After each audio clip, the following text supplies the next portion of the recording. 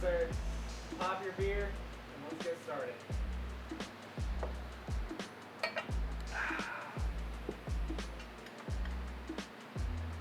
Ah. Lift it up, lift it up. Oh, you got it. You good. Yeah.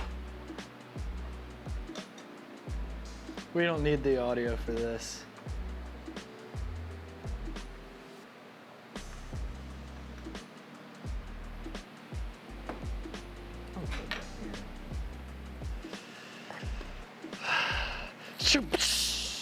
Gotta break glass to make glass. I'm glad I got that too. That's definitely what it is. Oh, for sure. Yeah, I mean, huh? All right. Okay, Todd, I'm looking directly into your eyes, your beautiful eyes. That's also good to me. That's going in there. Mobile, Dolphin Island. We've been downtown, midtown, West Mobile, across the bay. We're on the Causeway in Spanish Fort. We've been in Fairhope. We're on Weeks Bay, blowing glass. I mentioned Dolphin Island. Yeah. That was really cool. I've blown glass in Pensacola, Florida. Took a couple workshops, and I've actually worked for some artists out there. And then I also worked in St. Petersburg for a Glass Art Society conference when I was apprenticing up in Missouri. My boss, my master, was asked to come demo for that conference. And you know, can I blow glass with you in front of everybody that's a glass blower for the whole world? And thankfully he said yeah. So that, I mean, working on that team was amazing because I got to hang out with some of the family, you know, some past apprentices that were doing most of the work. I had the low man on the totem pole job. I heated up the plate for this giant piece, and then I was just working the doors. So I'm just standing next to the furnace for an hour and a half, just making sure the piece doesn't touch the doors. But to get back on places, so when I apprenticed up in Augusta, Missouri, which is an hour west of St. Louis, and then I also blew glass in St. Louis, and then Washington, Missouri. When I was living there, we blew glass in our backyard at our rental house because we were getting ready for the fair, the Washington Town and Country Fair, that we got to blow glass for a demo there. Also blew glass in Rolla, Missouri at Missouri S&T, which is a really cool glass program because it's a town centered on science. You know, when you drive past your banks and they're displaying the temperature, it's in Celsius. Everybody operates on Celsius there. So it was the first time that I'm ever blowing glass and people are throwing out numbers that I'm like, that's way too cold, or like, that's this, but it's like, you have to do the conversion. They all know the conversions, but for someone that's not used to it, that's not a scientist, you know, completely different. We also blew glass in Farmington, Missouri, on Caroline's dad's front porch for about 6 months, 5-6 months. We had a commission, and Caroline and I would both work our 9 to 5s Monday through Friday. Friday night and Saturday, and sometimes Sundays, we'd blow glass on her dad's front porch. And it was so cool because we're working and you look out and there's all these mountains because you're like up in the Ozark area. It was beautiful. That was probably one of the coolest settings. Our live demos, it takes a lot of planning. We have to ensure that we have space that's safe for us to put our equipment and also safe for the viewers to be there so that they're not gonna get hurt, our equipment's not gonna get hurt. We get hurt, we burn ourselves, we cut ourselves, like, you know, it's not about us. Our demos are mainly for the viewers, for the venue. We wanna, it's for the area. I'd never seen this before, so it's really humbling to be able to give somebody that first experience with hot glass, or even like when someone's been around glass and I get to have that conversation, I get to nerd out. Well, where did you see glass? Where, like, who do you know? Where has this happened? So it's just, it's too much fun. It's a whole lot of work, but if you love what you do, you know. So yeah, after planning, making sure everything's set. I'll pack up my equipment, I'll break down whatever I need from this studio, and I'll load it up into my trailer, and we'll travel on site, typically 4 to 5 hours ahead of time, just so that we make sure that everything is ready to go. And so when it's start, we're on, and you can see the full effect, like everything that we have to offer, everything that the equipment, everything that glass has to offer. You know, I don't really like planning out what I'm gonna make that day. Sometimes I'll have an idea. My default is always like make a cup, because that's one of my favorite things to make. But sometimes we're in there and it's like, look, we don't have a set schedule. We don't have an agenda. Like, we don't have orders that we have to fill. Let's have fun. Like, let's experiment. Let's try something that we never tried before. If we fail, we fail, and we just tell people this is the reality, you know? But to have that interaction with people, it's like, this might not work. This may work, and it'll be really cool if it does, but it probably won't. And they get to see our gears turning and see, you know, oh, okay, well, that step didn't work, so let's take that out. Let's replace it with this, and we'll add to this, you know.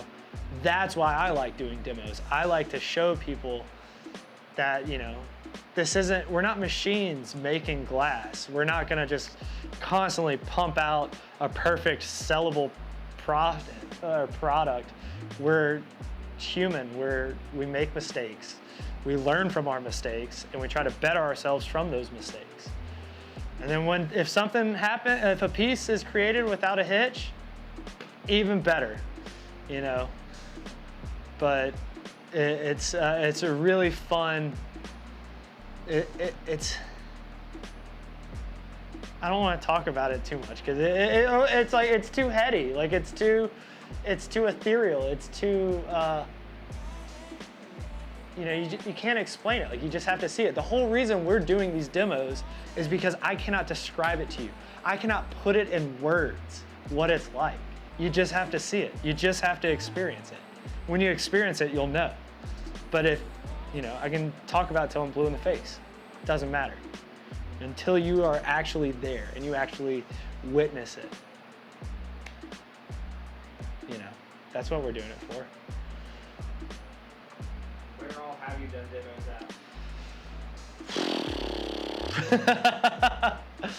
at? Okay, so I can't name all of them because there's been too many of them at this point for me to rack my brain to have every single one of them. I say there's been too many of them. There's gonna be so many more. Like, we're not done. We have so many places that we haven't blown glass. That's the better question. Where do you want to blow glass next? But our first demo that we did, I threw together in less than a week with Lucy Gafford with the Mobile Arts Council for South Sounds 2017. So I saw that they were doing this local music and arts festival. We had never taken our equipment out of the shop. But we were always told, like, from the beginning of us meeting Chuck and Phil at Mobile Glass Blowing, they're like, this is what we do. We made these furnaces to be brought out into the public, to share what we do, because the majority of glass blowing is done behind closed doors, you know, all the way in antiquity. I mean, the Venetians, like the glass blowers on Murano, they shut their doors and they did not let any outsiders come in. And the only way that you knew is if you were born into the family or if you were invited by the family that owned the furnace. So with, you know, the studio art movement in America, and then furthering that, like, with Mobile Glass Blowing's equipment, we're able to take this art form into the streets or into the public viewing space, to where everyday people that have never even, like, they don't even know what this is, we get to show them, like, we get to explain what it is, and the visual explanation of, oh, well, this is what it looks like. This, if you stop moving, it's gonna drip down. So we're all, you know, our song and dance that we do when we're with people, you know, it could happen in the shop, but you're gonna faint from heat exhaustion, you know. You gotta pay people to come into a glass shop. You don't wanna come into a shop that's gonna fry your brain. You want to see it at a brewery or at an art festival or, supporting a nonprofit. And when it's just this little like, oh, well, what's that going on over there? There's been so many times where it's like, are y'all cooking pizza? Are y'all distilling whiskey? Because this is unlike anything most people have ever seen before. So, I don't know. I mean, getting back, because I'm going on a tangent, South Sounds. We show up and we're just pull up on Dolphin Street. We unload our trailer. We pull the furnace out. We're excited. That was actually during the first hot glass cold beer festival up in Americus. And it was like, hey, sorry guys, we can't come up. We got our own gig. We're gonna try it out, we wanna see what we can do. And so we're blowing glass on the sidewalk. Cars are zipping past us down Dolphin Street. We're out in the old Arts Council by Spotted Tea. And, that was our introduction. Like, this is what we do, or like, this is a thing here, and had to learn a lot.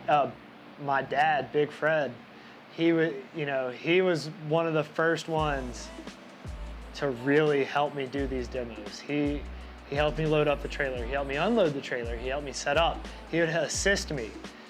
And we get to South Sounds. I'm making the very first piece I've ever made in front of a crowd of people. It might have been 3 people, I don't know them. But I'm in public and I'm blowing glass in front of people. And I hand him a hot blowpipe. And he had taken a class before, so he was kind of fluent with glass, but it'd been a minute. And he grabs the hot end of the blowpipe and just blisters his entire hand, like 3rd-degree burns instantly. And as soon as that happened, he's like, I'm done. I'm sorry, you're on your own. And, it was frightening, but it was awesome. Like, all right, let's go. Like, I got this. I'll do it. And so here's me, my first demo, trying to figure out how to make stuff by myself.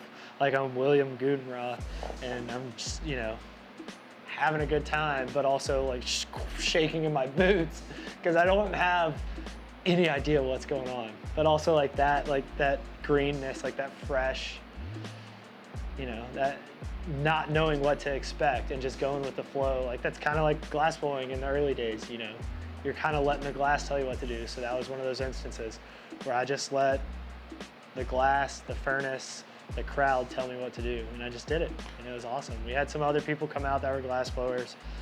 We were selling some of our work, early work. So thanks to anybody that ever bought any of our early work.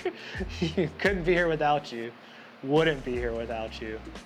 My favorite demo was probably back when we did 1065. We were set up in front of all these amazing murals in downtown Mobile, and just from growing up in Mobile, 1065, and just that whole thing just felt like a big deal growing up around here, because it's always a thing that happens, and to be actually invited to that and like make real money, it was like one of the first times it felt like real, like genuinely we could do something with this. It's not just a couple of guys goofing off in their shed in the back.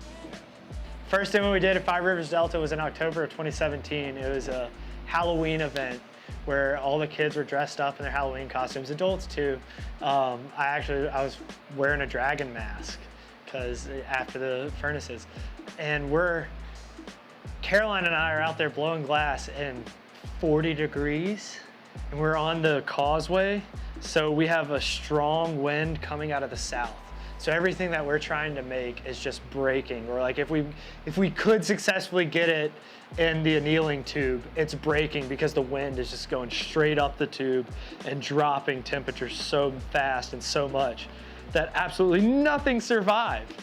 And it was just a surreal experience, I mean, I have pictures of the two of us. We're in long sleeve shirts with undershirts and beanies and gloves, just like trying to stay warm, because we're on the middle of Mobile Bay, so it's 100% humidity and 30 degrees, 40 degrees, I don't know, it's cold.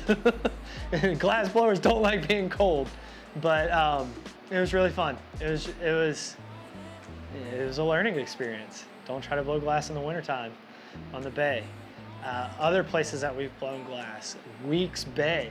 The whole reason I got the gig at Five Rivers was because I met Ben Bloom out at the Five Rivers Cypress gift shop. And he was like, hey, I like what you're doing. This is some really cool stuff. Why don't you come up here and like, we'll sell your work. We'll have you out and you can show people what you're doing, because this is really interesting. And Pelican Paddle was a canoe and kayak stand-up paddleboard race in Weeks Bay estuary.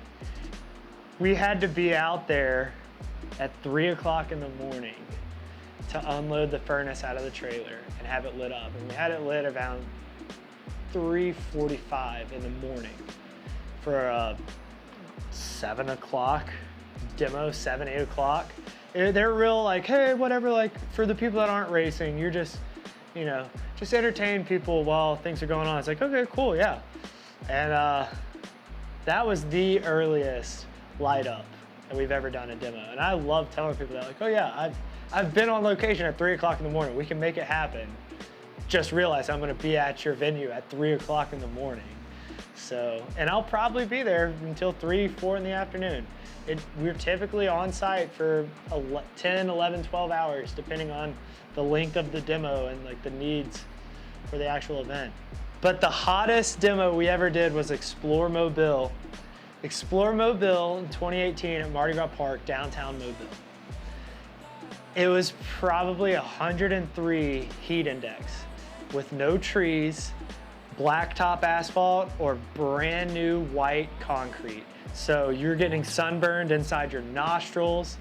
I think we had like a $50 snow cone tab with a snow cone truck down the street. You know, the first time we walk up there, we've probably only been set up for a couple hours. They roll up and I'm like, hey, look, I'll put money down, like I don't care, like, but we're starting a tab because we're gonna be cooking today. And Caroline walks out to come help us for the demo, and as soon as she steps out on the asphalt, she goes, well, this isn't happening today. We had tents, we had fans, we were just doing anything we could to keep cool. And then we realized, oh, now the viewers are gonna get cooked. They don't wanna sit here and watch us make a piece for 10, 15 minutes. So we gave up our tents to give to the crowd so that they could watch it. So you made a piece, you sat down in the shade with a fan blowing directly on you. And then after the next piece was done and you were on your break, you would assist the next person. So you're getting warmed up, and then to just completely destroy you, you would make a piece. And so going in that cycle of break, assist, make the piece, break, assist, make the piece, we survived, fortunately, but it was rough. Our craziest demo would probably be in front of the Explorium. It was Explore Mobile. Explore Mobile, yeah. That was the event we had going on. We were set up in front of the Explorium, I think, and it was so hot. I'm sweating now. I don't handle the heat well, but it was like a heat wave. At some point, our equipment overheated, and we had to turn it all back on. It was a crazy demo. We ended up setting up a tab at a snow cone down the street. I don't know how many snow cones we got, but we needed them. It was rough out there, but we did it. You know, you ain't willing to do it. Those demos that are really easy, it ain't really worth it. Because it was hot as all get out outside. We all were melting within about 5 minutes of being out there. And so that was probably the most memorable. Dolphin Island Art Trail, we were set up in front of Fort Gaines, the historic fort on the mouth of the Mobile Bay on Dolphin Island. So there's no electricity at the event, so we have to bring our own generator and start at 9 o'clock in the morning. So we were on location about 4 o'clock in the morning, me and my dad, unloading everything, setting everything up in the dark, making sure the generator's running. And as we're trying to light the furnace, I think it was like a 20-mile-an-hour wind coming straight at us, so we couldn't even get the furnace to light. We had to just max out every setting to get a combustion and then try to balance it over and over and over again just to get the furnace lit so that we could be ready to go. it was right after Hurricane Nate had just hit Dolphin Island. So the question of, is the festival gonna happen? Is it not gonna happen? Was being thrown around.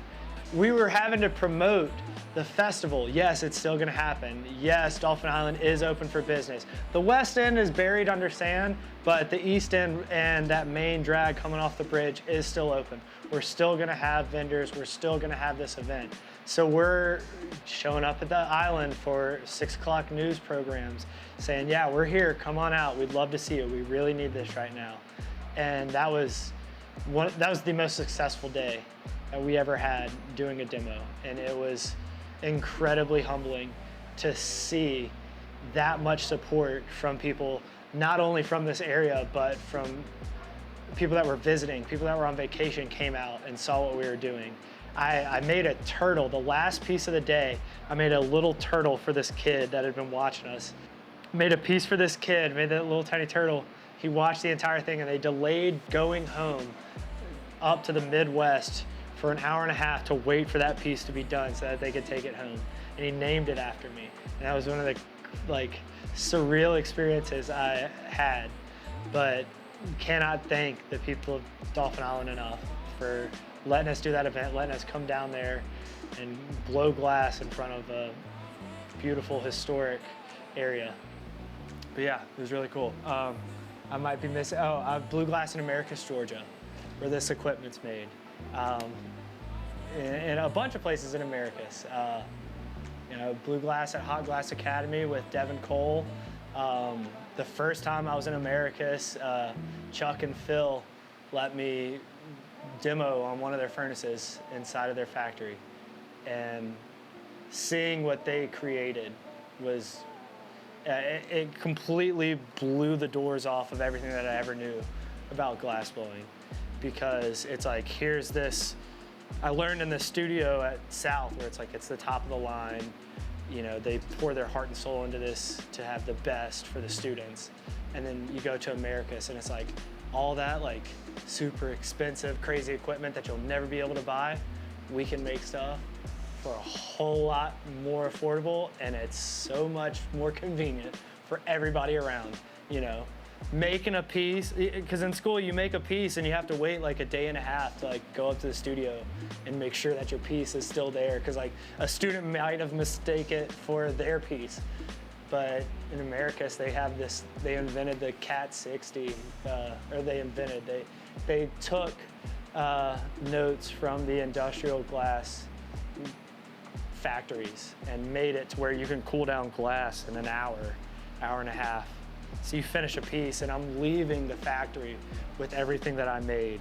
And that was the first time I'd ever done that, I'd brought glass out of the shop at South. I remember the first flower that I made, the first piece that I made, I reached down in the knockoff pan and I made this, it cooled down, half the petals had cracked off. The second I step out the door, just exploded because it wasn't annealed, it wasn't properly tempered. And, but to witness that in Americus, you made this piece and then an hour later, it's fully formed and it's this tangible object. It opened up so many possibilities, and it was just we have to do this. We have to be a part of mobile glass blowing studios. They've done so much for us. I gotta thank the professors out at South Alabama, or everybody at South Alabama in the art department that really helped us out. Renee Culler for allowing me the opportunity to get the Haint Blue commission. Thank you so much for sending Haint Blue to me, and thank you, Haint Blue, for giving me that first real commission where you believed in me when I was a student and you're let's see what this kid's got. Thank you to Chuck and Phil and everybody else at Mobile Glass Blowing. Without you, none of this would be possible.